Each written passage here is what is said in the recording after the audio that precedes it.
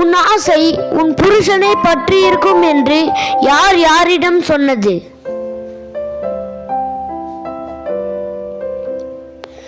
ஏ. தேவன் சாராளிடம்.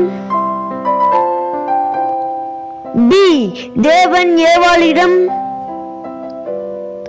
சி. தேவன் ஆகாரிடம். டி. தேவன் லேயாளிடம்.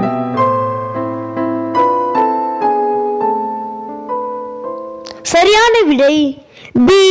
தேவன் ஏவாளிடம். அதற்கான வசனம் ஆதியாகமம் 3ஆம் அதிகாரம் 16ஆம் வசனம்.